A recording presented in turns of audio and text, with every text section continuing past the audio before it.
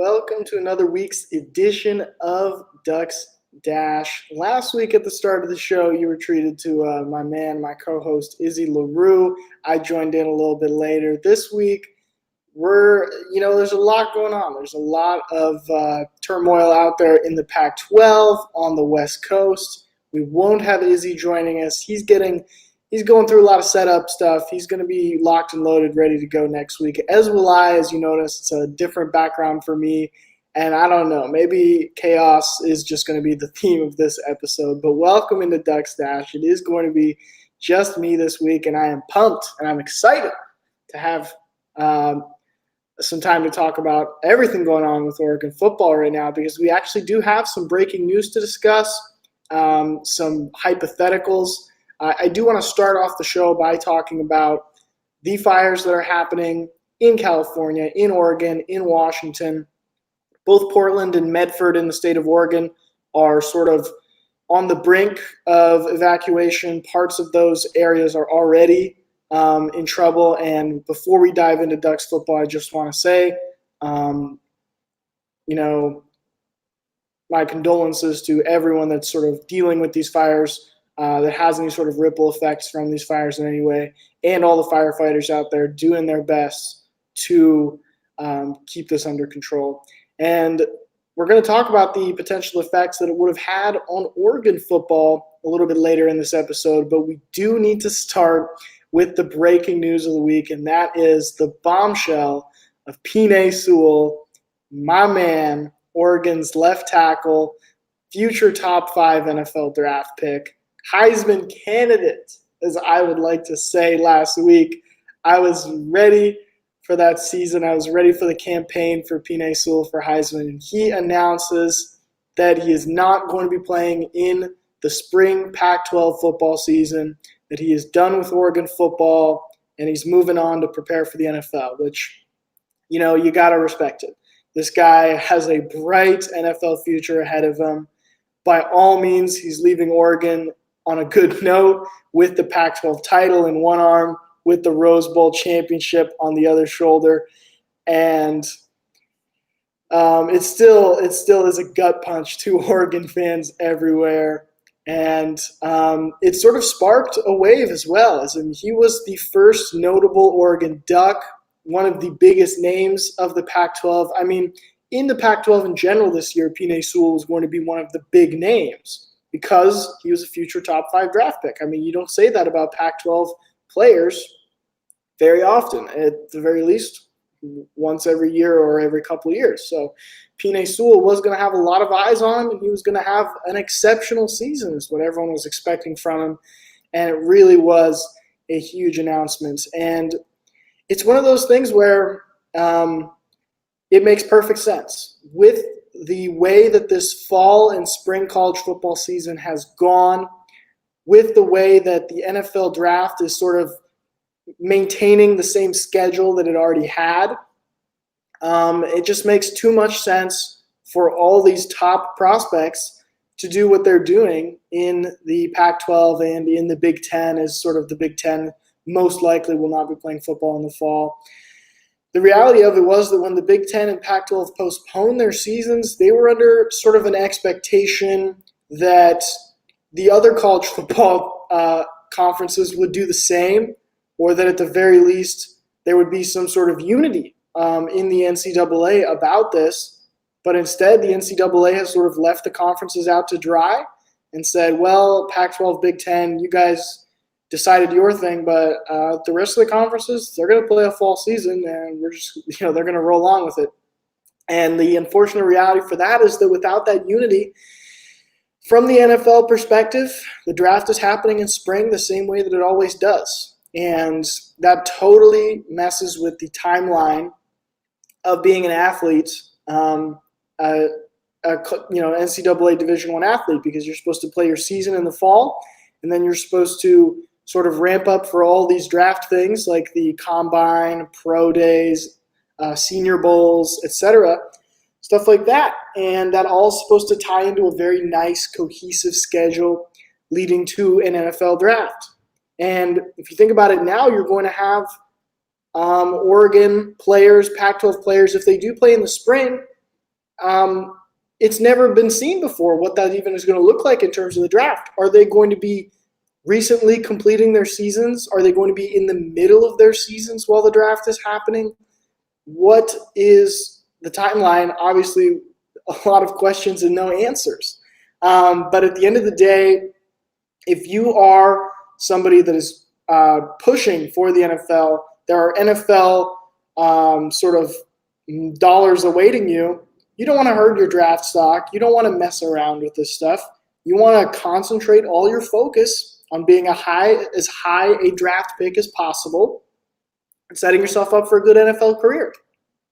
And that reality is just extremely true for someone like Penei Sewell, who is going to be, in my opinion, the top offensive lineman taken in the draft without question. I would be shocked if he wasn't. So it just makes too much sense. The unfortunate reality for Sewell is that he had too much to lose. And it's tough for Oregon fans. We talked about what a gut punch it is for Oregon fans. This has everything to do with the fact that for me personally, and obviously I'm not speaking on behalf of an entire fan base, but when the season gets pushed back until spring or even like winter because it's the Pac-12 and snow isn't too much of an issue besides the Utah and Colorado schools, when the season gets delayed, that's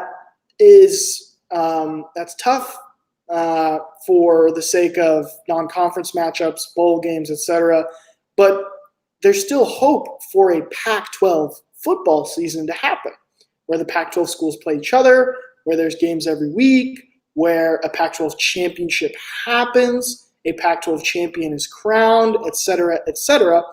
All of that is still being planned, and it's almost certainly going to happen in some capacity because financially the schools can't lose out on a football season. I mean, you're seeing schools in the Big Ten and Pac-12 cutting sports, cutting salaries, and suffering these tremendous financial losses just from not having football in the fall, even with the prospect of it possibly happening in the spring. So it feels like spring is still happening, but whether or not there's going to be games played and the sort of talk about everything to do with COVID right now in the NBA and the MLB is how much of an asterisk these seasons have. You're seeing the NBA playoffs play out the way that they have, and it's certainly going to be a different year and a different experience. But at the end of the day, somebody's going to be the NBA champ, and you're not going to be able to take that away from him. And I don't know how big of an asterisk you can really slap onto the season. Sure, there will be one because the season is different by all means. But at the end of the day, the fact of the matter is that this is always going to be an ongoing conversation about how different this season really is from a normal one. And for Pac-12 fans, there's a lot of hope that at least in that Pac-12 bubble, in that conference play, it's going to still be a great season. It's going to be a great time in the spring. All these teams are going to field competitive teams. There's going to be Pac-12 after dark action every day, every week. It's going to be great. But now, that reality is setting in two different ways, I believe. First of all, it comes to the players, the rosters, who's going to be actually out there. Because a lot of that enjoyment for me personally comes down to the competitive integrity of the sport and the games that are happening. And by integrity, I don't mean sort of like cheating. I just mean that is every team fielding their best possible team. And you can't say that now. You can't say that, especially about Oregon, and you can't say that with all the other Pac-12 schools and what we know is going to happen with the Pac-12 schools, where all these draft prospects, all these seniors and juniors, which is basically the best players for these teams, are going to be out the door. They're not going to play. And I'm not going to go as far as to say that practice squads are going to be playing because that's certainly not true. But you're going to have a significantly lesser quality of gameplay just out there on the field in the spring season. And that's coupled with the question marks about the spring season in general. I mean, it doesn't feel like it's possible because of the fact that it's messed with the timeline of college football so much that it's difficult for the Pac-12 and Big Ten and for a lot of college football fans and pundits out there alike to envision a spring season happening and then a fall season getting fired up just a few months later. They haven't quite addressed how they're going to pull that off, and it's fair to slap a giant question mark about whether spring Pac-12 football is even going to happen. I personally think that they're going to push it through no matter what, and that the ramifications or the fallout from that is going to get moved until fall. But there's that giant question mark. There's the players departing, and I haven't quite addressed the question that we have underneath here, but it has Penei Sewell sparked an exodus of Oregon draft prospects because you see Diamador Lenore, Thomas Graham Jr., two veteran cornerbacks with bright futures in the NFL as well that had a lot of growth to do this season. It was going to be exciting to see them continue to develop out there on the field.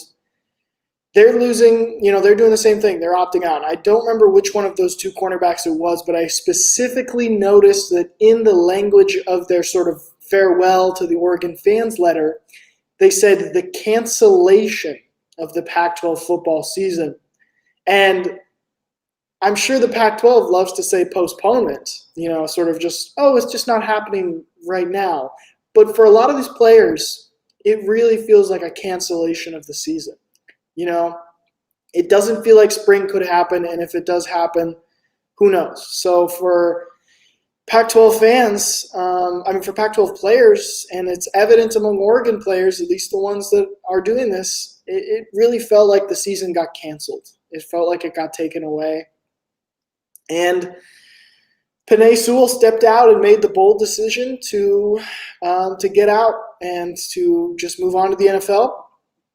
And I'm curious about the timing between this and the other Pac-12 players, because with every single player that does this, it becomes easier and easier and easier for the next player to do it. So it is an interesting thought to imagine sort of the chain of events and how influenced these are, because in another universe, perhaps, Penei Sewell and all the seniors decide to lock in and will, give their best effort to a spring football season, but it's just not, it doesn't make sense for those parties involved, and it just doesn't make sense. So I tweeted about it because we Dash Sports TV tweeted a clip of me talking about Penei Sewell and his Heisman candidacy, and I had to tweet "Goodnight, Sweet Prince," because that's really, that was almost the title of this episode, because oh, man, it's like tears to my eyes about Penei Sewell being gone. The good news is we do get a Sewell brother, Noah Sewell, running back linebacker in high school, 5-star prospect coming in to replace him. So the Sewell family bloodline continues. So we will have that. And now we're going to move on to from what's actually happening to what should have happened if this fall season took place, which is the Oregon-Ohio State game. Ohio State and Oregon scheduled this home and home, I believe next year, but I could be the following year after that when Oregon actually travels to Columbus, Ohio to face the Buckeyes in their house. But this season, and this was circled on the calendar all of last year, was supposed to be Oregon against Ohio State to open the season. You're talking two top 10 schools to open the season, and even, the Ohio State team, they were going to come all the way out to Eugene. They were going to come to Oregon. It was going to be in Autzen Stadium. And the big question is that this Oregon team coming off the Rose Bowl win, how much of a chance would they get against a powerhouse Ohio State team? It's incredible that we're talking about a team that was top 10, basically top 5, won the Rose Bowl, won the Pac-12 championship, and going into next year, it was like, oh no, Ohio State's going to destroy them. I joked about Ohio State and Justin Fields just turning Autzen Stadium into a bloodbath, some sort of a playground, and just sort of treating Oregon like an FCS school. And now it's going to raise the questions about what chance Oregon actually stood. And this has so much to do with both Oregon being at the very beginning of their season, which you saw last year. At the very beginning of the year, the team wasn't at their best. They lost to an Auburn squad that they should have beaten, that they would have beaten at the end of the year, and they were still figuring things out. They were new. There was a lot of chemistry still to go. There was a lot of learning and development for that team, and they weren't ready yet. And now you're taking this and you're upping the stakes from an Auburn to an Ohio State. I think it's even more of a learning curve this year because you've got an entire new offensive line, an entire new quarterback, and everything sort of up in the wind, a new offensive coordinator. So if they needed a little bit of time to figure it out last year, it's going to be even more of an issue this year for the Ducks. And then you move it over to Ohio State, and you're looking at an Ohio State team that is at the very top of college football every year for the last few years, and they thought they should have had a chance in the national championship game. They got lost in a really, really close, great game to Clemson. I mean, it was such a battle against Clemson last year. It really was a title fight where both teams deserve to win. That's just the fact of it, is that both of those teams deserve to win and have their chance to knock down LSU. And Ohio State just happened to be the team that lost. And I'm not going to say anything about refs or anything like that. I know that was a big point of conversation with Ohio State fans, is that they got robbed of something, but it was just a great game. I don't think there was any sort of controversy for that. But regardless, you're looking at a new, a pissed off Ohio State team, a brand new revamped Ohio State team that still features Justin Fields, Heisman candidate Justin Fields, and they're angry and they are trying to go undefeated in 2020. So you juxtapose Oregon with this very, very refined and insanely talented Ohio State team. And I'm going to be honest, it's not looking good for the Ducks in that hypothetical matchup. It is not looking good. I would definitely give Ohio State at least 20 points. I mean, I really wonder what the spread would be on that game, because they wouldn't just make Ohio State like a 20-point favorite. They'd have to do something between 7 and 14, but I would fully expect Ohio State to win by, at least 15 points and more like 20 points, because they're just another level above, and I don't see Oregon standing a chance when the dust settles. So that's how I feel. I don't think they'd stand a chance against Ohio State. If anybody wants to come in and argue with me on that point, you could talk about it. We could talk about Oregon, what they would have brought to the table in that matchup. It's also worth pointing out that Eugene has had atrocious air quality, and among the worst air quality in the United States for the past week, with some indications that it's going to get a little bit better in the coming days. But Saturday, tomorrow, is when the game was supposed to happen, and I don't think the air quality was going to improve.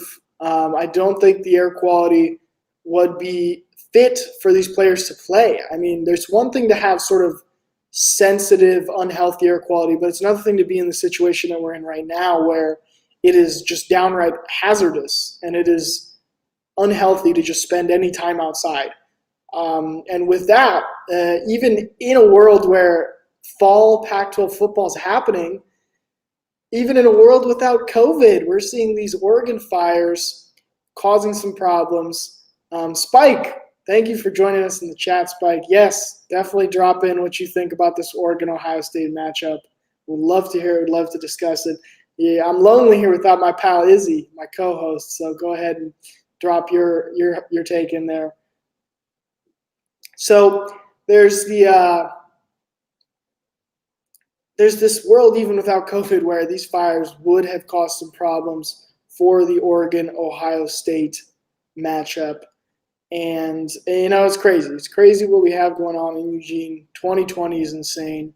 And at the end of the day, it's a world of hypotheticals that we got to live in right now. Hypotheticals about this matchup, hypotheticals about Oregon's team without, Thomas Graham, Diamador Lenore, Penei Sewell not being on the roster, and it's a chaos. It's a chaotic year and season that we're living in, and the theme of this episode is definitely chaos. But with that being said, that's all I got to talk about. I didn't mean for it to be that depressing, but that's what we got to talk about. And hey, I can't wait to have Izzy back next week because we're definitely going to talk about that Ohio State game. We're definitely going to talk about the non-conference schedule for Oregon. And hey, Oregon does get to play Ohio State next year. So next fall, you can look forward to that. Me and Izzy can certainly talk about and preview that real-life game that should hopefully happen in real life. In the meantime, though, you'll have to wait until next week for that. It has been a pleasure being here with you on Ducks Dash this week. Make sure to follow us on Facebook, on Instagram, on TikTok, and on Twitter. That is all at Dash Sports TV. Dash Sports TV all across. And it's dashsports.tv for our website. Definitely check out our website for highlights, full shows, everything. But that is all I have from Eugene this week. Thank you for watching Ducks Dash, and I hope you have a wonderful Friday afternoon, and I hope that everyone in the states of California and Oregon is able to stay safe the best they can.